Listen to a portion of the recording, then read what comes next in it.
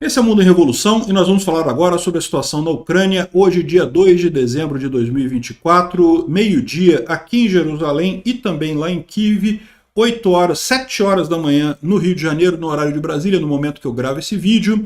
Eu já estou aqui em Jerusalém, já cheguei bem, né? Foi cansativa a viagem, 2 dias de viagem praticamente, o trem de Kiev até Varsóvia, depois o voo de Varsóvia aqui para Israel, atrasou pra caramba o voo, atrasou várias horas o voo, e quando eu cheguei de madrugada ainda fiquei mais algumas horas lá na salinha de imigração lá, porque foi complicada a entrada aqui em Israel.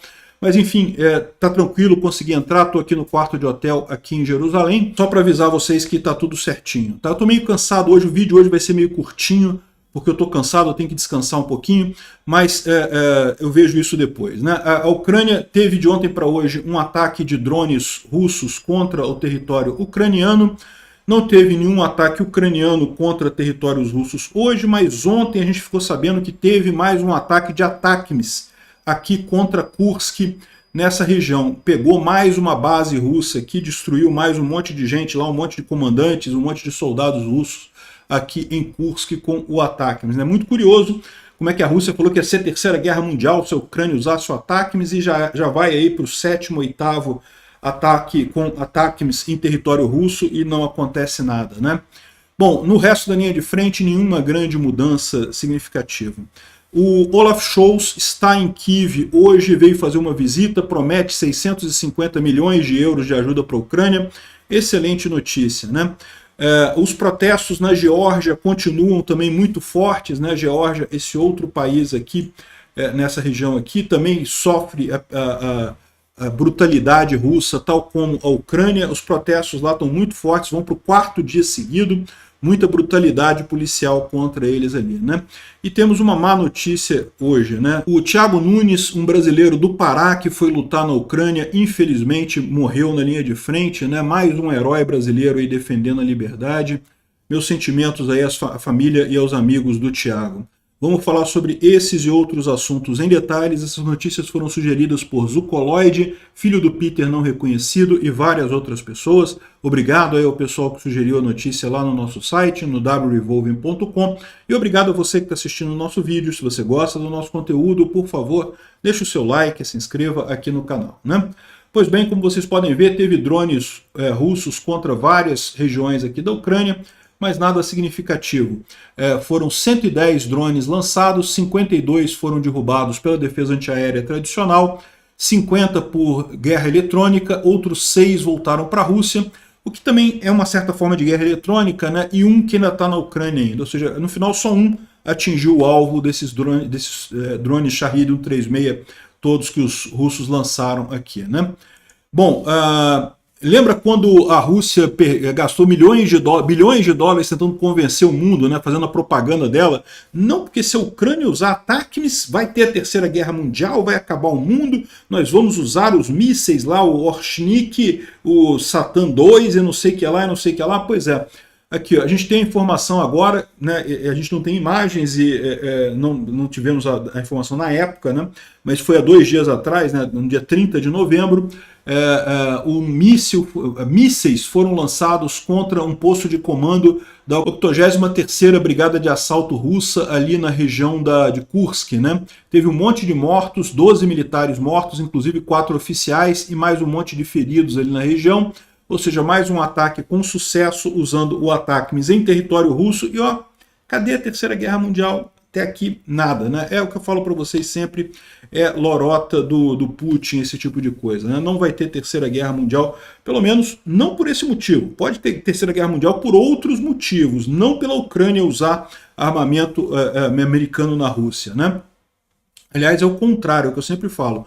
Se existe um risco de Terceira Guerra Mundial agora, é justamente porque o Ocidente tem dado armas para a Ucrânia a conta-gotas, né? E aí vai estendendo essa guerra no tempo. Se tivessem dado as armas que a Ucrânia pediu logo no início, essa guerra já teria acabado, o Putin já teria sido jogado de volta para o território dele, e essa coisa toda já teria um desfecho. O risco de Terceira Guerra Mundial seria muito menor nesse momento. Mas o Ocidente fica nesse negócio de a conta-gotas mandar armas, né? Enfim, na linha de frente não tivemos nenhuma grande novidade por aqui, tá? Continua a mesma coisa, mas a gente tem uma má notícia. O Polé Volán não vai mais publicar os mapas dele. Ele está dizendo aqui que vai publicar agora só no Blue Sky, não vai publicar mais no Twitter, e vai publicar no Blue Sky proibindo a reprodução dos mapas dele, né? Eu imagino que ele está proibindo a reprodução porque ele teme que alguém pegue os mapas dele lá no Polé Volán e republique no Twitter, né? E ele não falou especificamente do YouTube, mas como eu entendo que isso é um problema pela linguagem que ele usou aqui, e eu quero respeitar a decisão dele, eu também não vou mostrar mais os mapas dele aqui. Se você gosta dos mapas do Polé Volán, realmente, sem dúvida, o cara é meio esquerdista, mas os mapas dele são realmente muito bem feitos. Os mapas dele vão estar lá no Blue Sky, né? Ele é da turminha que está fazendo boicote contra o Twitter e coisa e tal, que eu já expliquei para vocês em outros vídeos, que eu acho uma perda de tempo enorme. Esse pessoal está dando um tiro no pé no final das contas, mas é direito deles fazerem isso, né? O Instituto para Estudo da Guerra também não traz nenhuma grande novidade aqui. Na verdade, ele fala mais sobre a Síria do que qualquer outra coisa. Eu vou falar sobre a Síria hoje também, tá? Mas vou falar num outro vídeo mais tarde aqui, depois que eu descansar. Eu estou realmente precisando descansar aqui. Então, na Ucrânia, com relação à Ucrânia, embora seja uma avaliação da campanha ofensiva russa, eles falam mais sobre a Rússia na Síria, né? Bom, o Olaf Scholz chegou na Ucrânia, chegou lá em Kyiv para se encontrar com o Zelensky, né? Na verdade já se encontrou com o Zelensky, já prometeu mais um pacote de 650 milhões de euros de ajuda militar, excelente notícia, mas a grande dúvida que todo mundo tá é, o que diabos é essa pastinha prateada que ele está andando com ela para cima e para baixo aqui, ó? O que tem nessa pastinha, né? Será que a Alemanha desenvolveu a bomba atômica também? E agora o Olaf Scholz tem que andar com a arminha, com a maleta do Doomsday, né? A maleta do juízo final, né? A maleta de acionamento das armas atômicas e coisa e tal. Não, não é isso. A Alemanha não é um país que tem arma atômica, pelo menos não consta que tem arma atômica, né? Sabe que sempre pode acontecer dos países desenvolverem sem falar que desenvolveram arma atômica. A Alemanha certamente capacidade para desenvolver arma atômica, a Alemanha certamente tem, é o que eu sempre falo, né? É até uma posição da Alemanha e era da Ucrânia também, e eu acho que do Brasil também, de certa forma, é uma posição confortável, porque o Brasil também tem capacidade de desenvolver uma arma atômica. Se realmente a coisa degringolar completamente, né, seria muito rápido para o Brasil desenvolver uma arma atômica, tem pessoas capacitadas para fazer isso, né, não tem. A Alemanha também, se precisar desenvolver uma arma atômica, ela faria isso muito rapidamente, né? Enfim, não se sabe o que é essa maleta que o Olaf Scholz estava carregando. Será que são 650 milhões de euros que está ali na maletinha? Não, não deve ser, né? Ninguém sabe o que é essa maleta e tal, o pessoal implicando com isso daí. Bom, o Zelensky deu uma entrevista ontem lá em Kyiv e duas partes dessa entrevista chamaram a atenção do público ucraniano, né? Primeiro, ele falou sobre os norte-coreanos. Ele disse que são cerca de 12 mil norte-coreanos que estão lutando em Kursk e que já tem muitos mortos e feridos, porque, lógico, o Putin não gosta de perder o apoio da sociedade russa. Então, ao invés de mandar os russos para o moedor de carne lá em Kursk, ele está mandando norte-coreanos, né? E o Kim Jong-un também não se importa de perder norte-coreanos, né? É uma coisa muito engraçada, realmente. Enfim, essa é a situação dos norte-coreanos ali em Kursk, né? Outra coisa que ele falou que chamou atenção foi que ele disse que nosso exército não tem capacidade de retomar alguns territórios, por exemplo, a Crimeia, por meios militares. Nós precisamos buscar soluções diplomáticas, né? Como eu já falei para vocês, essa declaração do Zelensky, ela faz par com uma outra declaração que ele fez há alguns dias atrás. Veja, ele não está dizendo que a Ucrânia está abrindo mão da Crimeia ou está abrindo mão dos territórios temporariamente ocupados pelos russos. Ele está dizendo apenas que, neste momento, a Ucrânia não tem força militar capaz de tirar o pessoal de lá. Duas coisas sobre isso. Primeiro, eu acho que ele está mentindo. Sim, se a Ucrânia quiser, tira o pessoal lá da Crimeia, né? Segundo, isso é, como eu falei da outra vez também, que ele disse alguma coisa similar. Isso daí claramente é ele querendo abrir a negociação com o Trump. Ele quer conversar com o Trump sem impedimentos, podendo negociar qualquer coisa. E vamos ver caminha esse tipo de coisa, né?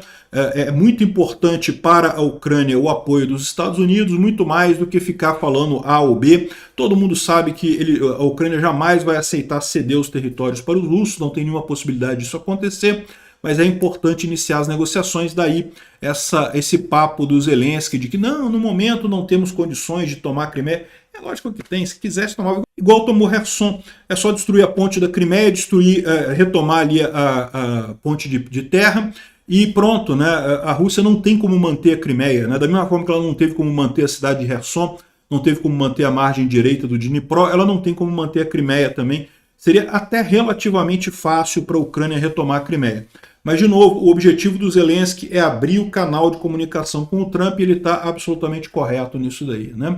Por falar no Trump e em alguns propagandistas americanos, né, o Andrew Perpetua lembra uma coisa aqui que eu acho muito curiosa. Ele bota um ponto aqui que é muito interessante, né? Muitas russetes lá nos Estados Unidos falam esse negócio, não porque o complexo bélico industrial, ele que dá as cartas, ele que manda no governo, que o governo quer que a guerra continue porque o complexo industrial bélico ganha muito dinheiro com isso e coisa e tal. E ele fala isso aqui que existe um problema lógico claro com essa história, né? Porque aqui, ó, o Daily Show, por exemplo, o cara falou que se você pegar 100% dos contratos de defesa, dos contratos bélicos americanos, valem apenas 2% da Apple, né? E lembra, numa guerra, a Apple, por exemplo, tem dificuldade de vender na Rússia, né? Você cria obstáculos para empresas legítimas americanas na Rússia. Então, do ponto de vista exclusivamente financeiro, a guerra não é um bom negócio. É lógico, quem é dono de empresas bélicas lucra com isso, né? Neste momento, as ações de empresas bélicas estão bastante valorizadas.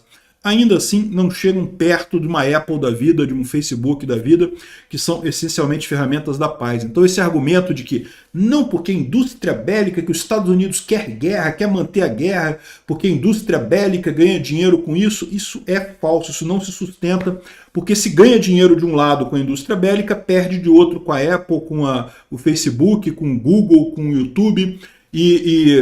Ou seja, se for do ponto de vista financeiro para os Estados Unidos, não interessa a guerra. Aliás, não interessa para nenhum país, no final das contas, é o que eu sempre falo, né? Comércio é muito mais relevante do que guerra, no final das contas. Então, não tenha dúvida, para as companhias bélicas é positivo, mas para a economia americana como um todo, não é positivo. Então, é lorota esse papo de que as pessoas querem manter guerra porque ganham dinheiro com isso. Não existe isso, na verdade. As pessoas mantêm a guerra na Ucrânia porque a Rússia invadiu a Ucrânia. A culpa é do Putin. E esse papo de que a indústria, o complexo militar, bélico, não sei o que lá, faz isso, faz aquilo, é mais uma propaganda russete aí para tentar deslegitimar a ajuda americana para a Ucrânia, né?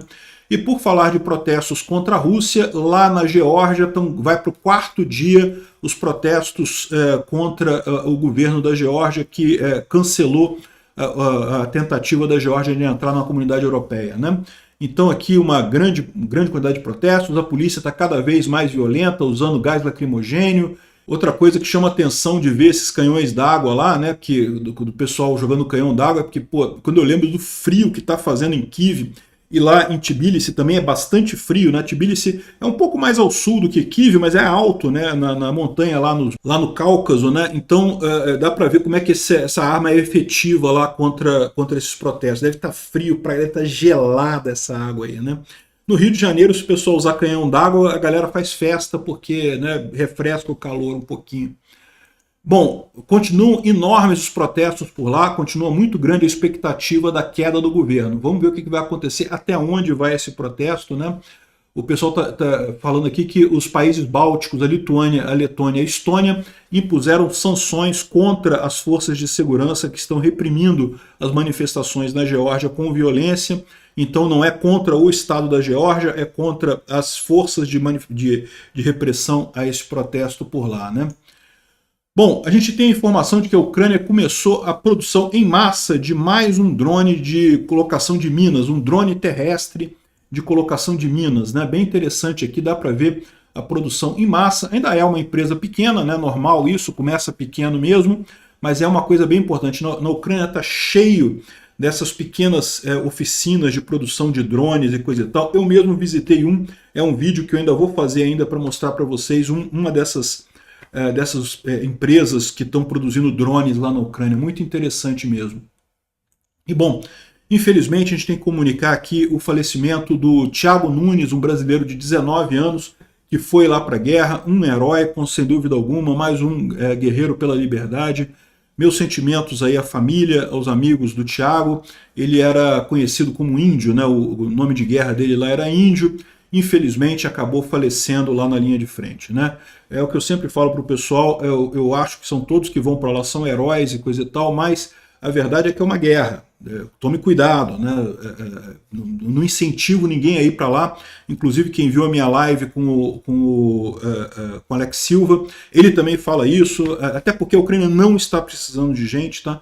O pessoal tá tem essa propaganda russete, que não, porque a Ucrânia está precisando de soldados e que está pegando pessoas na rua. E eu já expliquei para vocês que esses vídeos de pegando pessoa na rua é da Rússia. A Rússia que grava lá na Rússia esses vídeos e fica dizendo que é na Ucrânia que está acontecendo isso. A Ucrânia fez um aplicativo por celular para você se voluntariar como soldado na Ucrânia e tem 2 milhões de pessoas esperando na fila como voluntários no aplicativo. A Ucrânia não tem capacidade de processar essa fila, de armar esse pessoal e botar na linha de frente. É nesse processo que a Ucrânia está trabalhando, não precisa de mais gente lá. De qualquer forma, quem se dispõe a ir lutar pela liberdade é sempre uma coisa muito positiva, né? Aos familiares do Thiago, saibam que ele morreu por uma boa causa lá na Ucrânia. Bom, aqui essa matéria do antagonista dá nojo, né? O antagonista realmente russete pra caramba. Não porque a morte do Thiago acontece no momento que as forças russas registram avanços no leste ucraniano. Eu tenho falado sobre isso, tem pequenos avanços sim, mas é nada significativo. No ritmo que tá, vai levar 40 anos para a Rússia tomar Donetsk, só o Oblast de Donetsk, ou seja, é totalmente irrelevante esses avanços russos que eles estão fazendo aí. Toda vez que alguém fala, não, porque a Rússia está avançando, está tomando cidades, eu não sei o que lá, lembra disso, é propaganda russa, levarei 40 anos para tomar Donetsk inteiro, né? E também a população enfrenta um cenário de escuridão generalizada, porque a Rússia lançou um dos mais intensos ataques. É verdade, lançou um ataque no dia 28. De fato, no dia 28 teve alguns dias de blackout, teve alguns horários de blackout, mas eu gravei todos os meus vídeos normais lá sem problema nenhum. Logo em seguida, no dia seguinte, voltaram os blackouts rotativos, mas com horário marcado, então não teve grande problema. O pessoal coloca, é típica propaganda russete, que é pintar uma... Não, porque a Ucrânia acabou. Tem gente que fala que a Ucrânia acabou desde o dia 24 de fevereiro de 2022, que a Ucrânia acabou. A Ucrânia acabou. Não acabou, não. Tem alguns blackouts? Tem blackouts. Tá tudo no escuro e coisa e tal. Não, eu tava lá. O antagonista viu, tava o Sérgio Moro, a Damares Alves, tava o Magno Malta lá também. O pessoal foi lá, não tem nada de tudo no escuro, tragédia completa, não sei o que lá. Aqui, ó. De fato, ela fez um dos mais intensos ataques desde o início do conflito, usando 90 mísseis e 100 drones. E todo o dano que foi causado já foi revertido, já está tudo funcionando de novo lá para você ver o quão inútil é esse uso de drones e mísseis da Rússia, né? Hoje foram quase 100 drones também e não resultou em nada, né? E aqui, não porque querem desgastar a população civil. Peraí, ô antagonista, a estratégia então é avançar no leste ou é desgastar a população civil, né? E como se fosse a estratégia agora da Rússia. A Rússia, desde o inverno de 2022, tem tentado desgastar a população civil, tem atacado o setor de energia elétrica ucraniano. Eles falam como se fosse agora o Putin resolveu fazer isso. Tá fazendo isso desde o primeiro dia da guerra, né? Vergonha o antagonista com essa reportagem deles aqui. Mas é verdade a questão do Thiago, meus sentimentos aí à família e aos amigos do Thiago. Obrigado por assistir o vídeo até o final. Se gostou do conteúdo, não esqueça de deixar o seu like, isso ajuda o canal a crescer e a chegar para mais gente. Se não gostou, deixe o dislike e explique nos comentários como podemos melhorar. Comente também sugestões de temas que podemos trazer por aqui. Comentários insultuosos ou defendendo ditaduras e criminosos de guerra serão sumariamente bloqueados. Agradeço a compreensão. Se ainda não é inscrito no canal, considere se inscrever clicando no botão inscrever-se abaixo e marcando a campainha para todos os avisos. Se quiser ajudar o canal, veja no nosso site como você pode fazer isso.